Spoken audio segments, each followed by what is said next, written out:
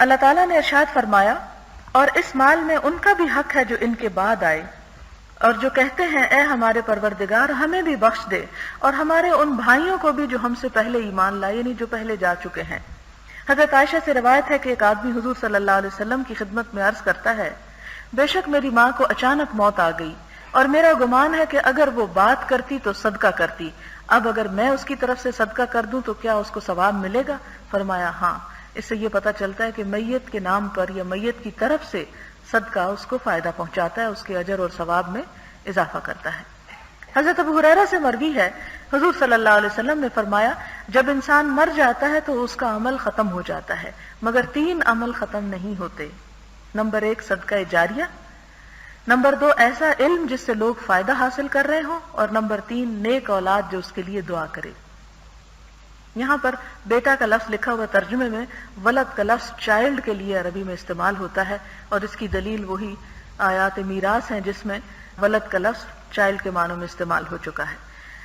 کیونکہ اگر ہم اس کا ترجمہ بیٹا کریں گے تو اس کا مطلب ہے کہ بیٹی کی دعا نہ قبول ہوگی، حالانکہ ایسی بات نہیں ہے، اولاد کے معنوں میں ہے یہ لفظ۔ اب ان تینوں باتوں کی تھوڑی تھوڑی وضاحت ہو جائے۔ صدقہ جاریہ انسان کو مرنے کے بعد بھی فائدہ دیتا ہے، یعنی انسان اپنی زندگی میں ایسی چیزوں پر پیسہ لگائے کہ جن کا فائدہ یا نفع دیر تک جاری رہے آخرت کے اعتبار سے۔ مثلاً یہ کہ اگر کوئی شخص کہیں سڑک بنوا دیتا ہے، یا کہیں کوئی پانی کا انتظام کروا دیتا ہے، یا کوئی ہاسپٹل بنوا دیتا ہے، یا کوئی اسکول بنوا دیتا ہے، یا کسی انسان کو پڑھانے پر کوئی پیسہ خرچ کر دیتا ہے، تو یہ سارا پیسہ اس طرح کے کسی کام پر بھی جو خدمت خلق کے کام ہے، رفع عامہ کے کام ہے، جس سے دنیا کے لوگوں کی مشکلات آسان ہوتی ہیں، تو وہ پیسہ اس موقع پر صدقہ خیرات کیا ہوا صرف دنیا میں رہتے ہوئے فائدہ نہیں دیتا، دنیا کی مشکلات کو آسان نہیں کرتا، بلکہ مرنے کے بعد بھی جب تک وہ نیکی کا کام ہوتا رہتا ہے انسان کو اس کا فائدہ پہنچتا رہتا ہے۔ اور اس میں یہ ہے کہ کوئی بھی خیر اور بھلائی کا کام، کیونکہ صدقہ مختلف طرح کا ہوتا ہے۔ ایک صدقہ وہ ہوتا ہے جیسے آپ کسی غریب کو کھانا کھلا دیتے ہیں، ایک صدقہ یہ ہے کہ آپ کسی کو کپڑا پہنا دیتے ہیں۔ اب یہ کہ کپڑا صدقہ کرنے کے بارے میں آتا ہے کہ جب تک کسی کے بدن پہ رہتا ہے پہننے والا جب تک پہنتا ہے اس کا ثواب جو ہے دینے والے کو پہنچتا رہتا ہے۔ اسی طرح یہ ہے کہ اگر کوئی انسان کسی کو کھلا دیتا ہے تو جب تک اس کا پیٹ بھرا رہتا ہے یا وہ بیماری یا تکلیف یا مرنے سے بچ جاتا ہے اور اس کی زندگی اس کو مل جاتی ہے، یا کسی کو انسان دوا لے دیتا ہے اور دوائی سے اس کو صحت ہو جاتی ہے اور وہ شخص جو ہے وہ دیر تک اس دوائی کی وجہ سے اس کو زندگی ملتی ہے، تو یہ تمام چیزیں پھر صدقہ جاریہ میں آ جاتی ہیں۔ پھر اسی طرح وہ تمام چیزیں کہ جس طرح تعلیم حاصل کرنے کے معاملات ہیں، اس میں جب انسان لگاتا ہے، اور وہ دونوں طرح کی تعلیم ہو سکتی ہے، دنیا کی بھی اور دین کی بھی، تو اس معاملے میں جب انسان خرچ کرتا ہے تو اس کا بھی اجر و ثواب، جب تک وہ شخص اس علم سے خود اپنی ذات کو فائدہ پہنچاتا ہے، کوئی نیک عمل کرتا ہے، دوسروں کو آگے سکھاتا ہے، تو جتنا بھی پیسہ اس کام میں انویسٹ کیا جائے وہ بھی مرنے کے بعد جب تک اس علم کی روشنی پھیلتی رہتی ہے اس کو فائدہ پہنچتا ہے۔ اور دوسرا کام تو بطور خاص یہ کہ انسان کے پاس اگر مال نہیں ہے اور مال سے وہ صدقہ نہیں کر سکتا تو کم از کم اتنا تو ضرور کر سکتا ہے کہ کسی کو کوئی بھلی بات سکھا دے، کوئی علم کی بات دوسرے کو بتا دے۔ اور اس میں بھی ہر نفع مند علم شامل ہے، صرف دین کا علم نہیں بلکہ دنیا کا علم بھی، لیکن دنیا کا وہ علم کہ جس سے انسانوں کی بھلائی کے کام ہو، انسانوں کی تربیت اور انسانوں کا اخلاق سنورے اور کوئی قوم اور ملک جو ہے وہ ترقی کرے۔ تو ایسا علم جب انسان کسی کو دیتا ہے، سکھاتا ہے، تو جب تک وہ سیکھنے والے زندہ رہتے ہیں اور پھر وہ آگے سکھاتے ہیں اور وہ آگے سکھاتے ہیں، وہ سلسلے قائم رہتے ہیں، تو اس کا اجر اور ثواب انسان کو ملتا رہتا ہے۔ اور تیسرا نیک اولاد۔ نیک اولاد بھی انسان کی بہترین انویسٹمنٹ ہے کہ مرنے کے بعد اولاد جو کچھ دعائیں مانگتی ہے، اور آپ دیکھیں کہ اگر اولاد الگ سے کوئی دعا نہیں بھی مانگتی تو کم از کم اگر اولاد نماز کی پابند ہے تو 5 وقت میں جب بیٹھے تو یہ دعا مانگتے ہیں نماز میں ہم، ربنا اغفر لی ولوالدی وللمؤمنین یوم یقوم الحساب، کہ یا اللہ جس دن حساب کتاب ہو مجھے بھی بخش دینا، میرے والدین کو بھی بخش دینا۔ تو اگر اولاد اور الگ سے کوئی دعا نہ بھی کرے تو یہ جو دعا ہے جو نماز کے اندر کی جاتی ہے وہ والدین کو فائدہ دیتی رہے گی۔ اور اولاد میں ایک انسان کی جسمانی اولاد ہوتی ہے اور ایک روحانی اولاد ہوتی ہے، اور روحانی اولاد میں وہ لوگ شامل ہوتے ہیں کہ جو نمبر 2 میں آتے ہیں کہ جو انسان سے علم سیکھتے ہیں، کیونکہ انسان کو ان کا حق بھی دعا کی شکل میں ہی ادا کیا جاتا ہے۔ اب آپ دیکھیں کہ ہمارے ہاں ہم دیکھتے ہیں کہ بر صغیر میں کچھ ایسی رسمیں چل پڑی ہیں کہ جن کی ابتدا بڑی نیکی کے کاموں سے ہوئی تھی، لیکن آہستہ آہستہ ان کی شکل اور حلیہ بگڑ کر رہ گیا۔ مثلاً آپ دیکھتے ہیں کہ ہمارے ہاں قبر پرستی بہت ہوتی ہے، قبروں کے اوپر سارے صدقہ خیرات اور سب کچھ چڑھائے جاتے ہیں۔ ان کی ابتدا اس نیت سے نہیں ہوئی تھی کہ وہ قبر والے کو خوش کرنا مقصود تھا۔ اس کی ابتدا اس طرح ہوئی تھی کہ آپ جانتے ہیں کہ حضور صلی اللہ علیہ وسلم کی وفات کے بعد صحابہ کرام بعض اوقات ایک حدیث کے لیے، صرف ایک حدیث کے لیے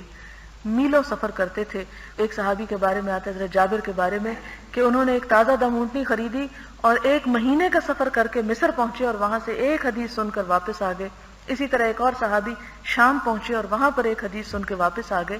تو یہ ایک علم حاصل کرنے کے لیے جو سفر کی ابتدا اس زمانے میں ہوئی،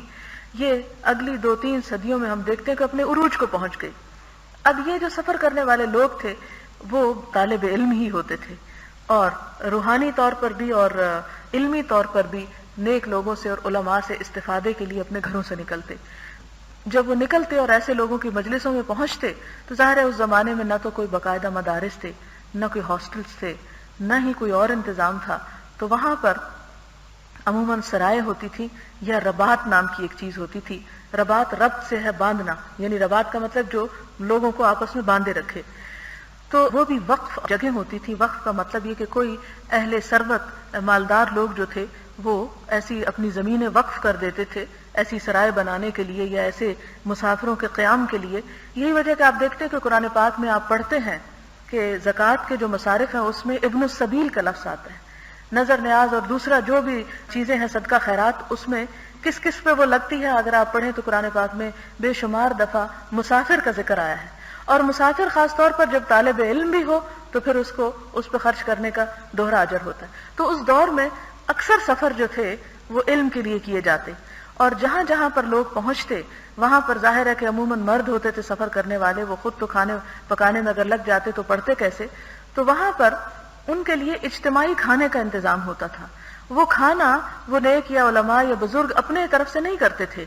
وہ پھر اس بستی یا اس علاقے کے لوگ جو اہل ثروت یا مالدار لوگ ہوتے تھے وہ اپنی قربانیاں، اپنے صدقات، اپنے زکوٰۃ، اپنا جو کچھ بھی خیرات وہ دینا چاہتے تھے وہ ایسی جگہوں پر جمع کر لیتے تھے، اور وہاں پر شہر کے غریب اور مسکین لوگ بھی جمع ہو جاتے، طالب علم بھی جمع ہو جاتے، قافلے بھی آتے تو وہ وہاں پر قیام کرتے۔ اس طرح مسلمانوں کے درمیان ایک تعلق، ایک محبت اور ایک ہمدردی کی وہ جگہ بن گئی تھی۔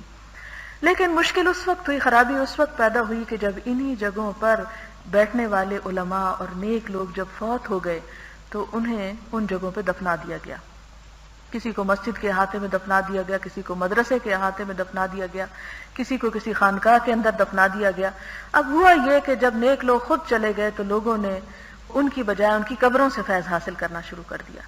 اور پھر آہستہ آہستہ جو خیرات اور صدقات اللہ کے نام پر دیے جاتے تھے وہ آہستہ آہستہ ان لوگوں کے ناموں پہ دیے جانے لگے، اور جو دعائیں اللہ سے مانگی جاتی تھیں اور جس خدا کا دین اور کتاب اور قرآن اور سنت اور حدیث کے لیے لوگ اپنے گھروں سے نکلتے تھے وہ اب صرف قبر والے کے فیض اور اس کی برکت اور اس کی روحانیت سے استفادے کے لیے نکلتے، اور علم کا سارا سرمایہ ختم ہو گیا، کیونکہ آہستہ آہستہ مسلمانوں میں علمی زوال ہوا، وہ ساری ایکٹیویٹی ختم ہو گئی، اور اس کی بجائے صرف راگ و رنگ نے لے لی، اور اس طرح کی چیزیں وہاں پر شامل ہو گئیں کہ جس کی نہ بنیاد قرآن میں ملتی ہے نہ سنت میں ملتی ہے، اور آہستہ آہستہ وہ سارے کام صرف قبر والے کو خوش کرنے کے لیے ہونے لگے، اور یوں شرک کی ابتدا ہوئی، اور اصل منزل کو اور اصل مقصد کو چھوڑ کر لوگ اس طریقے پر نکل گئے،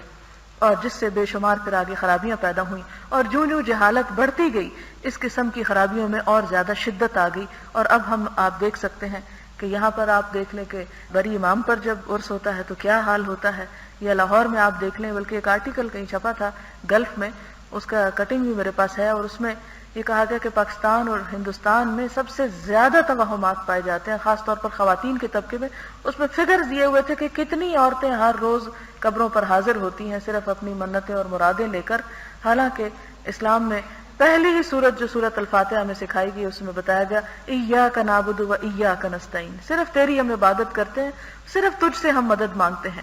لیکن پھر کیا ہوا، جب ان سے مدد مانگنے کے لیے گئے تو وہاں پر سجدے بھی کرنا شروع ہو گئے اور وہاں پر طواف بھی ہونے لگے. اور نہ صرف یہ کہ یہاں بلکہ عالم اسلام کے کئی اور علاقوں میں، مثلا مصر میں مجھے خود دیکھنے کا اتفاق ہوا کہ کچھ قبریں ایسی تھی، جیسے سیدہ زینب کی قبر ہے حضرت حسین رضی اللہ تعالیٰ عنہ کی بیٹی کی، کہ اس کے اوپر باقاعدہ ایک قسم کا طواف ہو رہا تھا، یعنی ایک طرف سے لوگ شروع کرتے اور اس کو گھومتے اور ساتھ دعائیں مانگتے. تو یہ چیزیں چھوٹی چھوٹی وہ چیز ایڈ ہوتی چلی گئی، اضافہ ہوتا چلا گیا اور اصل مقصد دفن ہو گیا اور باقی چیزیں جو ہیں وہ اوپر آ گئیں. تو اب یہ ہے کہ ہم سب کی کوشش یہ ہونی چاہیے کہ ان لوگوں کو، اس دھارے کو اور اس ریلے کو آپ کچھ جراثیم کچھ دواؤں سے ختم نہیں کر سکتے کہ آپ ان کے اوپر طنز اور بچھاڑ کر دیں اور ان کو کفر اور شرک کے فتوے لگا کے کہیں یہ سب کافر ہے نعوذ باللہ. یہ اس کا حل نہیں ہے. ٹھیک ہے اگر ان کے وہ ایک خلوص کے ساتھ، ایک جذبے کے ساتھ آتے ہیں، لیکن آ کر اگر کوئی غلط کام کرتے ہیں تو ایسی جگہوں کو علم کا مرکز بنانے کی کوشش کرنی چاہیے، پڑھے لکھے لوگوں کو آگے بڑھنا چاہیے، اور وہ جو ہزاروں کی تعداد میں لوگ وہاں پر پہنچتے ہیں ان کو بھی سکھانے کا کچھ پھر بندوبست کرنا چاہیے، کیونکہ اصل میں وہ دل کے برے نہیں ہوتے، لیکن دیکھا دیکھی وہ روایات اور طریقے جو ہیں وہ غلط ہوتے چلے گئے. تو یہاں پر یہ جو صدقہ جاریہ کی بات ہوئی، یہ مسلمانوں کے درمیان عملی طور پر اس کا بے شمار اہتمام کیا گیا. حضرت جابر بن عبداللہ کہتے ہیں کہ میں نے اپنی زندگی میں کوئی صحابی ایسا نہیں دیکھا کہ جس نے اپنی جائیداد کا کچھ حصہ فی سبیل اللہ وقف نہ کیا ہو. وقف کرنے کا مطلب یہ ہے کہ اس میں سے کچھ حصہ اللہ کے نام پہ مخصوص نہ کیا ہو کہ اس پہ مسجد بنے گی یا مدرسہ بنے گا یا پھر یہاں مسافروں کے رہنے کی جگہ بنے گی یا یتیموں کے لیے بنے گی یا مسکینوں کے لیے بنے گی. وہ ایک اجتماعی مسلمانوں کی خدمت کا ذریعہ بنا. اور اس میں ہم دیکھتے ہیں کہ بعض لوگ جب زمینیں وقف کیا کرتے تھے تو ان کے چراگاہیں بنا دی جاتی جس پر گھوڑے پلتے اور پھر وہ جہاد میں کام آتے. تو اس طرح مسلمان اجتماعی طور پر خیر کے کام کرتے. آج ہمارے ہاں مشکل یہ ہے کہ جب کوئی فوت ہو جاتا ہے تو صرف دیگے پکا کے امیر لوگ ہی بیٹھ کے کھا پی کے چلے جاتے ہیں، حالانکہ اسی پیسے کو اگر کسی تعلیم کے کام میں خرچ کیا جائے تو ہمارے ملک میں جو 85% جہالت پھیلی ہوئی ہے اس میں کچھ تو کمی ہو سکتی ہے. ہمارے جتنے اہل ثروت ہیں وہ اگر اندازہ کریں کہ ایک ایک فوتگی کے اوپر کتنے کتنے ہزار خرچ ہوتے ہیں، اور پھر اب تو کارڈز بھی چھپتے ہیں اور 40 میں بڑی دھوم دھام سے منائے جاتے ہیں،